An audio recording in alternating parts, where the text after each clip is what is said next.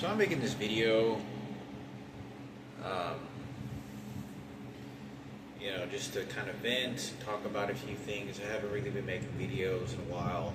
I have a lot of things kind of going on, and some really big disappointments, and not being able to attend the CNA classes.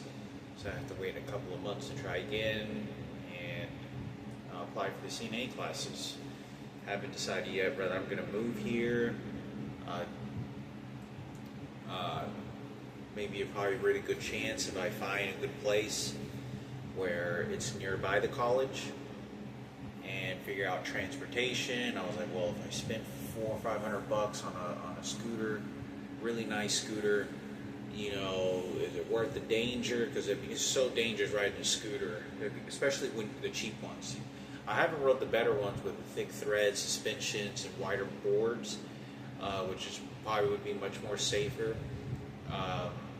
But it's just a lot of stuff going on, and I wanted to talk about a few things. One of the things was about my deceased sister and who saw her, and I want to say I remember Roman and I remember Suki and Danielle in the car with Richard and little John, being in the car with them several times. And when I was in the car with them,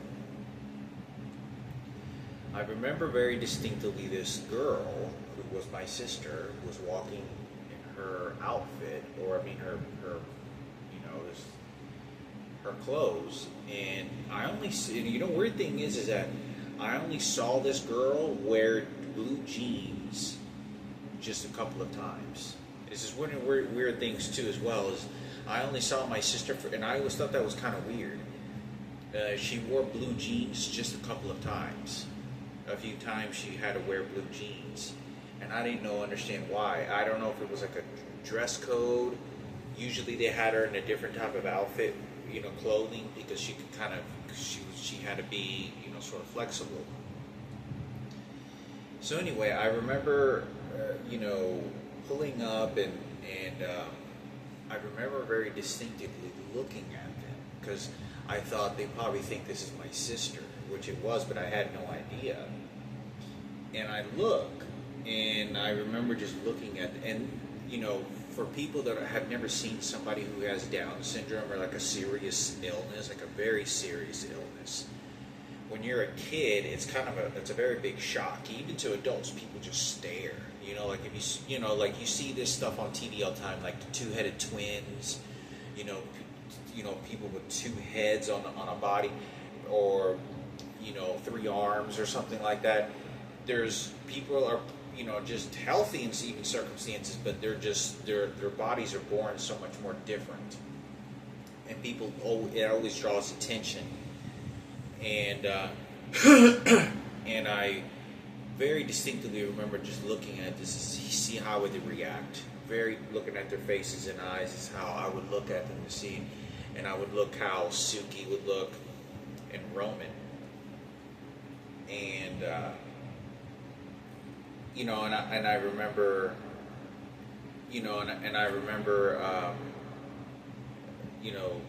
how they sort of behaved, and I could tell their maturity and their compassion, if it was any, and what gauge of a number really was that understanding, just simply by that, very quickly. And I remember, so they saw her several times, and I remember, I think, I don't know if it was Roman, if he said in the car, "Is that your sister?" I said, "No, that's my friend's sister, it's my neighbor's sister." I think he was the one that asked me. I wasn't sure. Or it was somebody in the car that I think did say that. And I said, "No, I think that's my neighbor's sister." But I remember getting out of the car when I was being dropped off, or going there inside to tell my mother I was going to stay in the weekend over at Flower Mound. And I go in there and I come back. And I remember, this was sort of a frequent habit, because a lot of the times I always got dropped off and they would see the little girl. And I remember getting out of the car and feeling this sense of shame, like this wasn't like a stallion breed or something, and this undesirable genetic. Who wants that as a kid? And you know, I recall, I recall looking. I remember walking to the house, and there was this sense of like, I have to be that much more athletic, formal, show proper posture. When you run, be even more. And it was this fuel that was like, I needed to be that much more to represent that hair color and eye color. And that I wasn't, I felt the same way like that with my dad, because my dad was very old. And so when people saw my dad, there was always this shame, because people was like, oh, you got your dad's all old and shit. But I didn't really see it like that. I saw it more like he was just my dad taking me to a soccer game or taking me to soccer practice. And I remember my father, like I had to go into overdrive. It was a sense of like constantly to show that our family was a lot stronger than we looked. And so I remember feeling that when I saw this little girl, and that I wasn't the representation of an undesirable genetic, and I could sort of lift that by that skin and hair color. And everyone has the ethnicity, right? Their own race pride. And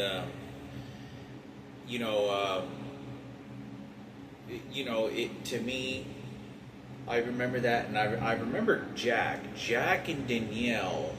Jack, I remember when he looked at this girl, his eyes were like wide open. I remember him just doing this, like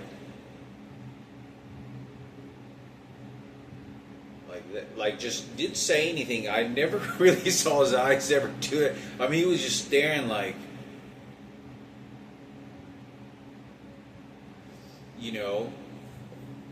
and just staring. And I recall that. I recall him doing that, and I remember Danielle was just like always peckering, like, Danielle knew everybody knew. Just peckering, we're just looking to see what, and then ask questions, and there was a sense of empathy, with, I think, but and I think it's important, because I was a flower mound at Richard's house so often. I mean, I had such a busy schedule. I know it sounds crazy, it sounds sort of abandonment of, even for myself and my own family, but I always had this schedule. Like, I'm there at the house. Like, if I'm there at the house, I make sure there's quality time. When Richard isn't there, I'm at Robert's. When Robert isn't there, I'm at the house. I check on Frankie. I check on Jillian. I go back home. But I'm always doing something and not wasting time. And I don't know anybody that had my schedule. Like, I've never met anybody. You don't understand the amount of physical effort it takes to walk these distances. Like, I didn't have any money I didn't have any money. I didn't have very much money at all. So everywhere I went was either on a bike or walking. The majority of that was walking. And you had to have a huge stamina to be able to walk to your friend's house, and willpower, because most friends didn't have enough desire to be around another person to walk 30 minutes one direction, just to go to a friend's house, like I did. Especially when you're a kid, or let alone ride a bike. And they may do it like once a week, maybe twice a week at tops. I was every day, every single day. Like, if I, wasn't, if I was at home, it wasn't a waste time, or I had to be. And um, but I was over there so often. So I would go visit my dad. I always made sure, like, to me, that was a very solid foundation. I always had to go there sober. I always had to go there sober and make sure I did. And I hated. I'd gone there hungover just like a couple times, and I hated it. I absolutely hated. Like, I felt dreadful walking into that place hungover. Like, and I mean, not like hungover bad. I had to have the drugs out of my body. Like, if I was smoking weed, it's not something that I wanted to do when I was there. It was a no for me, and that was like a discipline for me. There were times where I'd done drugs, quite a bit of drugs when I was, 14, 15 years old, 16 years old. And when I would do cocaine, I would make sure I would come down the cocaine and sober up at least within a day and a half to 2 days, at least within a day and a half, to make sure I would go back to normal and have functional before I went inside that nursing home, because I was dealing with real life casualties, and that, to me, that was like a sort of a way of respect, and not to toy with that. That's the way that I dealt with it. It was always like a form of respect. That, okay, I know that I may not be a good kid all the time, and I may be doing bad shit, but I won't bring it here. And it was very solid that way. To me, it was like a ritual, almost kind of process. The way I did it. It was like, when I go there, no, I go there sober. That's no ins and outs. There's a few times I smoked weed in winter with my father. I smoked weed with my dad, I think once or a couple of times, and a few times, and that was pretty much it. But that was definitely one place. So, I would visit my dad, and I think my dad called me at Richard's house a couple of times, and I was like, Dad, how did you get my number? How did you do this? And I always had to keep my dad protected. And see, Richard and Roman, none of them, I always felt they didn't understand my family. And not that they didn't want to, but I knew that, I just don't believe that they would have understood mentally from the place that I lived in and what my dad had done, because he did commit suicide in front of me, but he was a World War II veteran. My father was very disconcerted about other friends. My father rarely ever wanted to associate with any of my friends. Like, he didn't want to, he wasn't like other friends' dads in every house that I went to, where the father would always want to know who the friends are really well and talk to them. My dad was never like that. My father was very direct, where he wanted me there. And he didn't care who Richard was, and he didn't hate. It wasn't a hate thing. He just was like that. It's like he didn't have friends either, and he was, the only friend was Robert Zarate. Me and Robert Zarate boxed when we were like 13 years old in front of my dad, and that was the only boxing match. And I lost that match a little bit, quite a bit. And my dad was kind of smiling, watching me kind of get beat up a little bit. But we were boxing, and my father enjoyed watching that. But I say that because, he was just like that. He did not have, friends would come and be like, oh, you got a friend. And he didn't just do this or anything. He didn't care. He didn't pay any attention to them. He just focused on us. That was his family and connection. That's it. That's the way that he was. He didn't care about what, he was so disconnected. Richard Murphy had come in contact with my dad at least a couple of times, I think. And he just stayed real quiet and just kind of estranged. I think a few other my friends did, but he was always like that. He wasn't asking questions. If he saw them in the house, he saw them in the house and came and played, but he didn't ask their life and how you doing, kid, let me give you some advice too. He just wasn't that kind of person. And I think to me, in my opinion, I think it had to do being born in 1925 and being in the military. what he went through, there was no one else that understood. You know, being born in 1925, in order to have survived and being able to plow through so much of that, I think you had to have that kind of character, because of personality or character. Otherwise, you're not going to make it. I don't just. This is not a wishing wand. You're not, and it'll affect your quality of existence. But at least you did get that. So I knew that they wouldn't really understand, and you know, I remember like telling Anthony before when I was really young. He was like, "What about your dad, Hector?" He goes, and I remember sitting and I was inside Anthony Basili's house, John Basili's house, right? The Basili families. And Anthony said something, and I looked over at Anthony, because Anthony's all, he's all brains, right? And in education, because sort of this, education, which is very smart. And I said, no, my dad has a college degree from the university. He has a college degree, a bachelor's degree from the University of Kansas.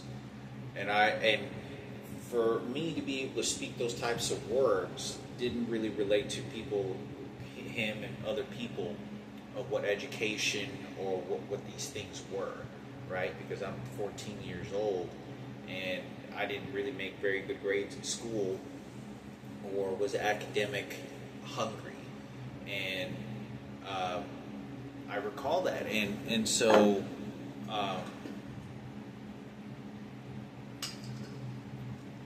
it's not something that in my opinion, it's not something that a lot of people really understand, because you're not going to find people that were born in that era. Like my father survived the Depression. You sort of accumulate that era of time, and you get an understanding who that person was and what they went through. The atomic bomb. My father was alive when that happened. Okay, when Hiroshima happened, Nagasaki, when Pearl Harbor happened, my father saw that. When my father was trying to take pictures, when my father went to a fountain, he couldn't drink from a clean fountain. He had to drink from the colored fountain that never got clean, and the dirty bathrooms. He couldn't sit down at restaurants, and the military sort of granted the passages of that because it was the military, but you still got shoved to the side. And so for anybody that knows what the 1940s and 30s were, this is a time where TV wasn't even, he was born before TV was even invented. There was no TV. The way you got information was, through a radio, old school wooden box radio that was being broadcasted, and you were very, very lucky to even have a radio at that time. So anyway, so a lot of this stuff people wouldn't understand, and so to me it was just kind of like I keep him safe because he was just concerned about me. My father was, he's focused on me. If I began to talk more about my friend, oh yeah, him doing this, he was like, you, right? That's the way that he was. But I thought I'd talk about this, kind of vent a little bit, and and it was weird because like even my dad, when my dad after had suicide and he sort of rehabilitated a little bit, and he was staying at our house, and I didn't know what was going to happen. Like when he was staying back at our house, I knew he was going to go back to the nurse. He was going to go back to the hospital because my mom had really disconnected from him, and he was still like fucked up. He was still, and it was very sad. And I had a conversation with my mother the other day, and I said, I remember Julian bringing food to my dad like it was a survival thing. Like it was like when I say survival thing, like I remember he was like, here you go, Dad. I could see that he was showing him compassion, and because my father's drive for life was, to me, seemed different than the people his own age, his own age, or very older people. They're just, the drive was different, and I think it had to do with the color thing. I think it's just the era of time that he was born in is completely different, and how you associate your existence, because you're outcasted. You go through a lot of shit, and you either function that way, but to have it, what little you're going to get. And And I remember feeling very sad about that. I remember thinking, I talked about this so many times in my other videos. So you all know the story, you know. So, um, and you know, and he was pretty messed up, and eventually ended up going. But I remember my dad sitting on the front porch, and I was watching him, and my father was just pissed off at everything. And like at this point, he was like shaking.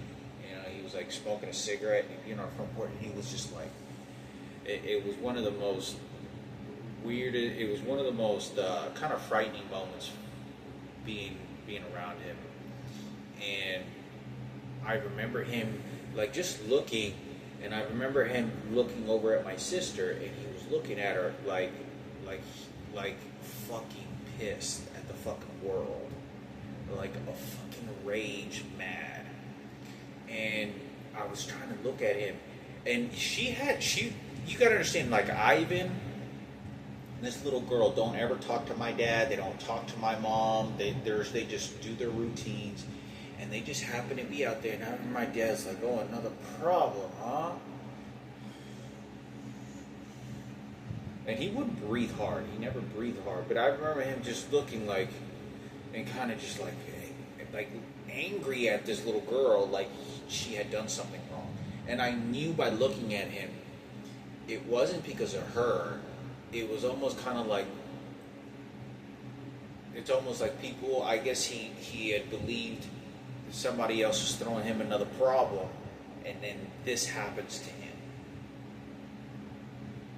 And I remember being around him, and I don't know how, if he did say something, or for some reason I got the impression he was thinking about his first wife dying, or that his first wife, and he had gone through, and nobody gave a shit. Because for anybody that doesn't understand, my father multiple times always talked about, and I remember I was very used to, before my father's suicide, being around a lot of old men. And when the old men would start talking to my dad, it was always like this farewell to the world. It was, how did you do in life? Did you do good? You know, what did you get? You know, and all the wars and all the stuff that's going on, you know, what happened in your life? What were you able to do? What were you able to get? And it was a life review. He did this with in Houston. He did this with Robert. He did this with my grandpa. So it was very much of a life review, like farewell to the world, and, you know, what about, you know, God, and all the shit that goes on in the world, right? And so I saw a lot of that with my father, with strangers, family members. It was very much that, and, you know, how my father thought of the world, and, you know, it was kind of the end phases of conversation what old men have to what they think, and it is when you know that the time is near. You know that when you're 70, you know, you don't have too much more time. You know, when you're 75, you're not going to have a whole lot more time left. This isn't people showing up in your life. Surprise, we got money for you. You don't got to take care of it like they're doing now. This is the reality that, you know, you sort of have stuff to take care of yourself, and you have a stroke and you don't know what's going to happen, you know? And so I saw a lot of that. And so, you know, he was in a very different phase in his life than most of any adults that I ever came across. But I thought it was important for me to talk about, and you know, I remember thinking when he was looking at my sister, I was like, and he was just looking at something to get mad at, and I remember him just like, and he wasn't even focused on even Ivan, and I remember just looking at him, and I was like, what the fuck is he doing? And I was like, I know, and this is after his suicide, and he was still fucked up because, you know, you gotta understand, I know from the very being of myself, he was not mad at this little girl for just no reason because he was an evil person. It was because, like, there's another problem. Like, there's another problem. Something else bad is going on, and bad again. You know, but he didn't know that this little girl was my sister. And I remember, there's things that sometimes I don't even want to put on these videos because they counter me with all kinds of psychology shit.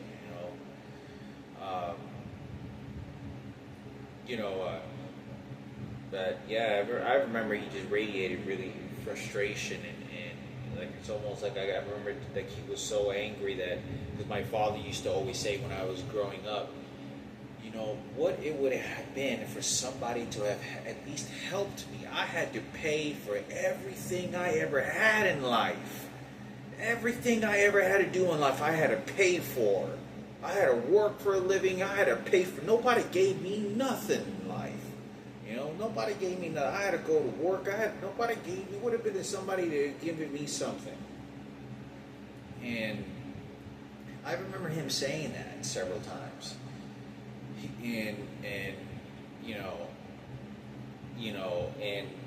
Him talking about his wife dying, and he'd be like this, and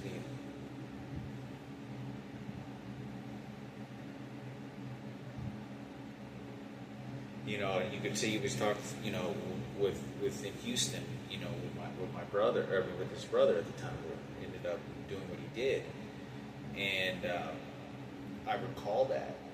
I recall that, and and him saying that it wasn't easy. You got a college degree. It wasn't easy.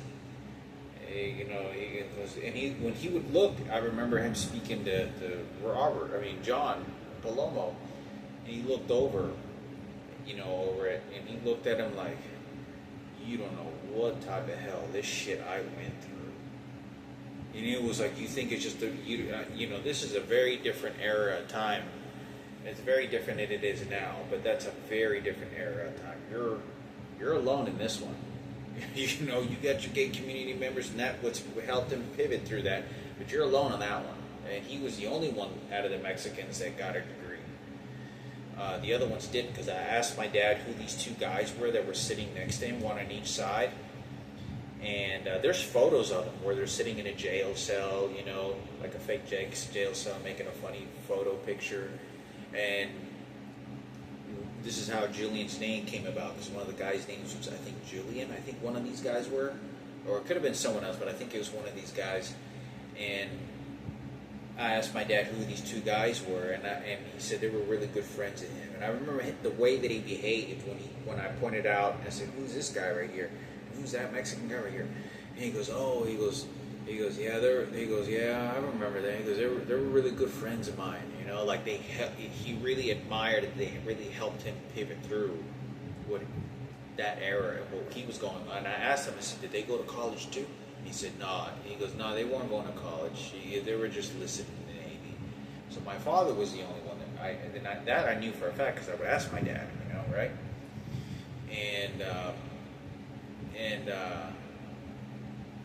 So I thought I would make a video on this, talking about this, because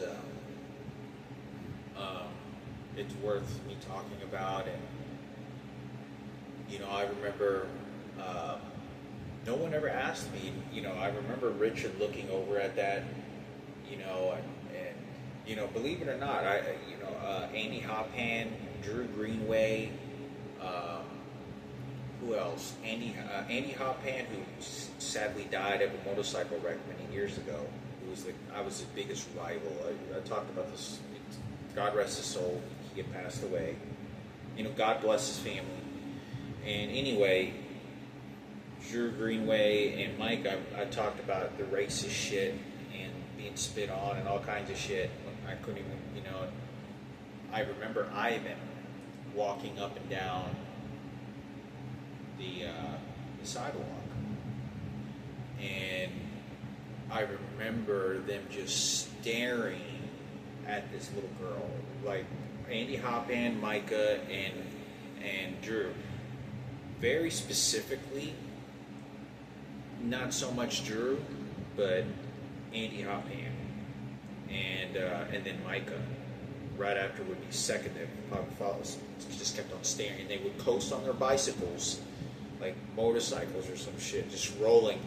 And this is the time whenever they Andy Hopang just envied me so much. There was like an envy problem, you know, with at that we were kids, and we were always there was just like a rivalry thing. It was just a rivalry thing because you know, when I was a kid, I wouldn't really I was you know I was a kid that wasn't scared to fight, and I would really hit you and I had an aggression that that was, you know, more than the rest of them. That wasn't afraid to actually do the kill shots. You know, when you're a little kid, when you're young, and especially in that era, and you don't necessarily grow up in martial arts, you figure out who is willing to do what and how they behave with some sort of aggressions and shit. You know, when they get very angry. And I'm not trying to badmouth him or anything like that, but that's what happened. And I remember just watching him staring at this little girl, like, and I remember him just kind of strolling in our house and just kind of in his red line bicycle BMX, and with Micah and Drew Greenway was always kind of like the follower so much of this, and he looked over and they would just stare at this little girl. And they didn't say anything to Ivan, and I remember Ivan would walk with like a solid, this is my sister, and he would just walk and he would just ignore them. I'm telling you, when I saw Ivan walk with that little girl, he was solid. Like, I'm watching in my window or in the front porch, and I'm watching exactly how they behave, because you got to understand, when you're a kid, that is very particularly something that is not cool. Whenever all the kids are playing on the playground, very few kids actually want to go play with a kid in a wheelchair. Very few kids want to play with a kid that is like deformed, or like the really dumb kid, like mentally challenged. No one wants to. Very few kids ever do. Very, very, very few kids ever do that.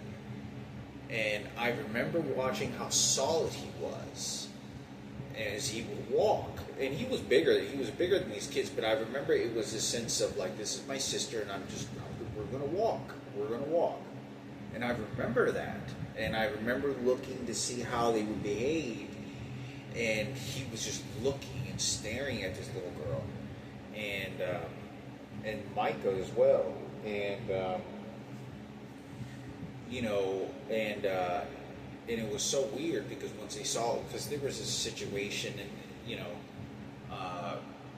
know, when my dad would be out there in the front porch, you know, after his suicide and before, and they saw him, and it was like a way to sort of shame me, you know, like I was less, and you know, and he grew up in a pretty racist family, but or upbringing, I could get without a doubt, but I recall that happening, and I remember this little girl sort of then drawing the attention to her, and sort of making everything neutral a little bit, and you know, I remember Ivan being really solid, and I remember thinking of that. Having the ability to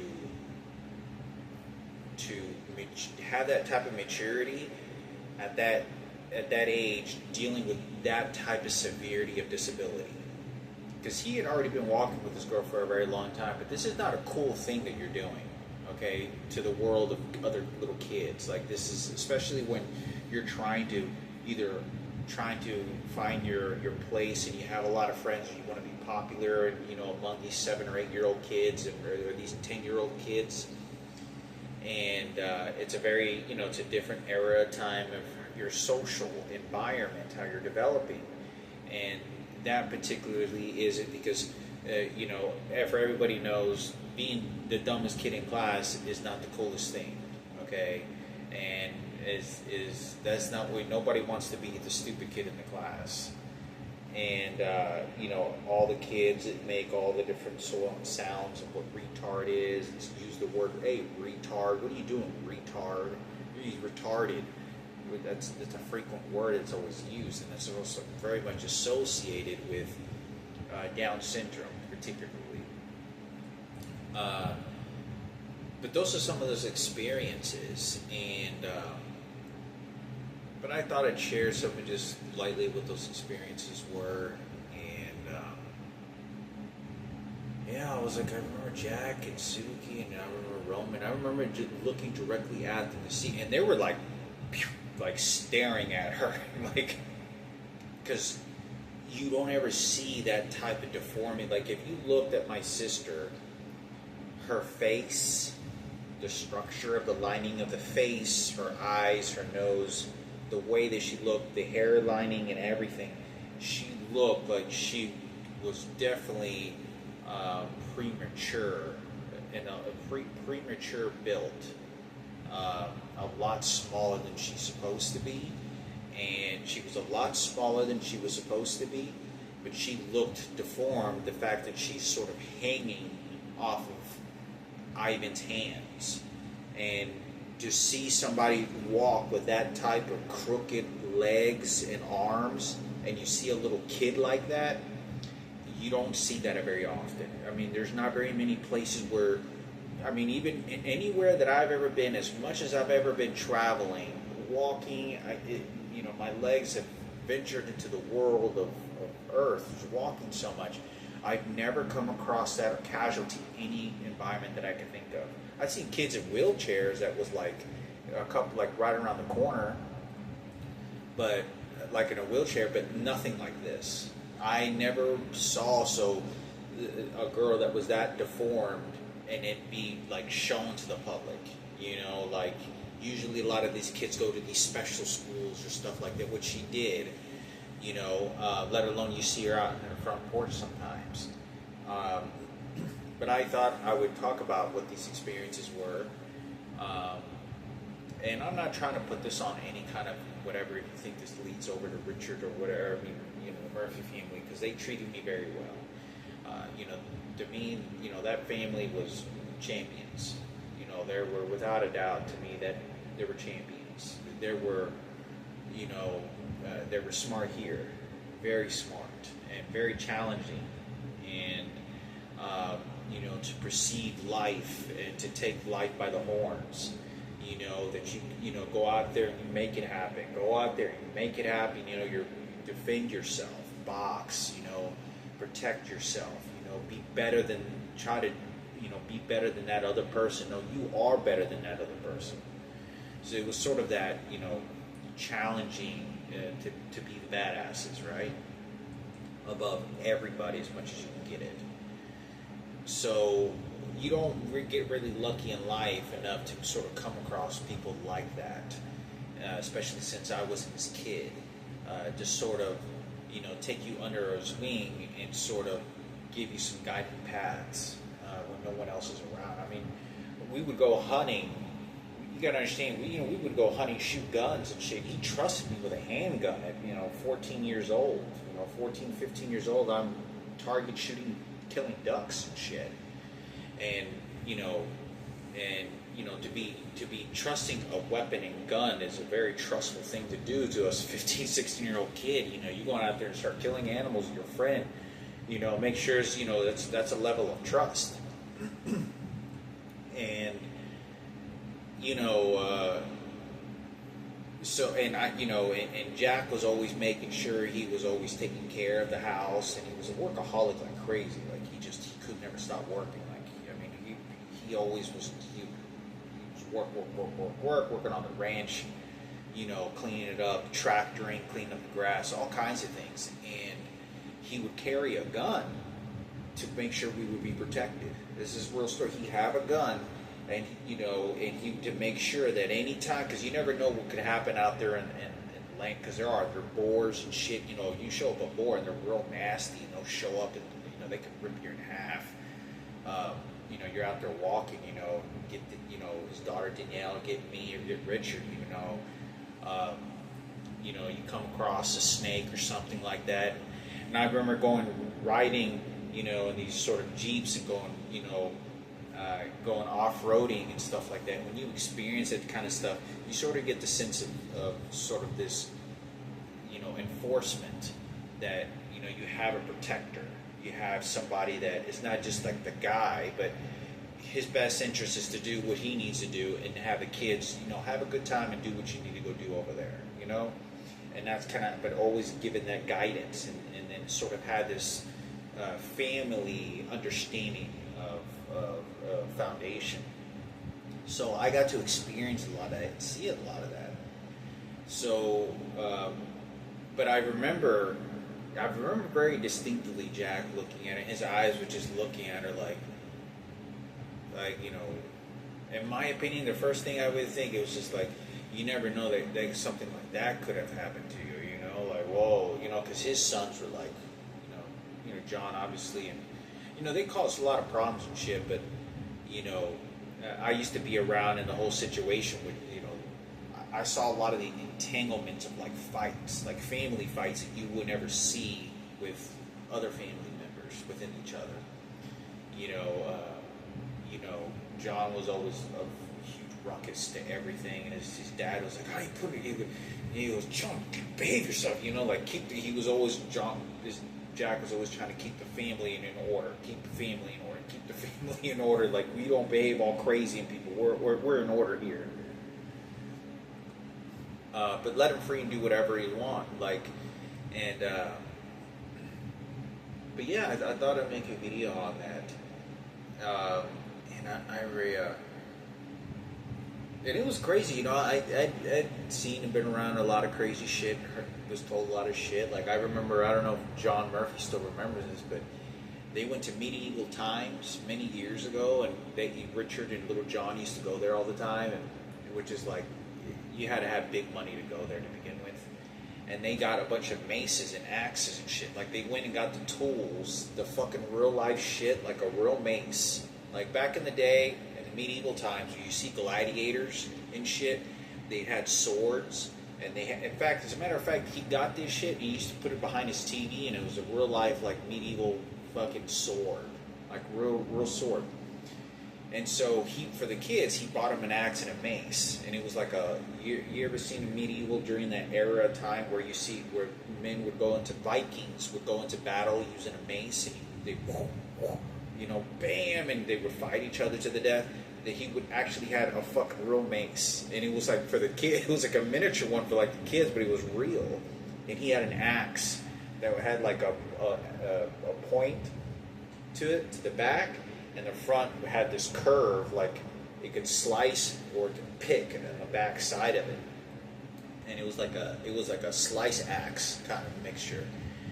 And I remember little John hating his babysitter and fucking threw the axe as hard as he could, full blast, and missed her head by like a couple inches and got stuck on the fucking wall. You know, like, I mean, crazy shit. I wasn't there for that happen, but there was a lot of crazy stuff that happened, and you know, that Richard, I remember telling me about, and it was just wild. But you know, I thought I would share some videos because this little girl, whatever it was, and whoever it was, you know, it's hard for me to kind of go, but I'm just trying to add sort of some serenading to this a little bit of human being life.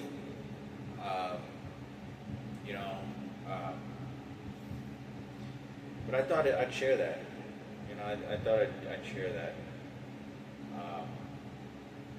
You know,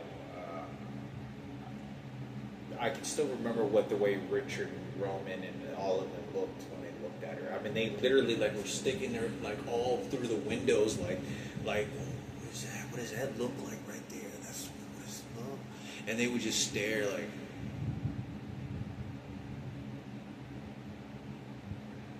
I mean, you would just stare because you wouldn't see anybody that was just like hanging like that. You know, like just doing this like totally.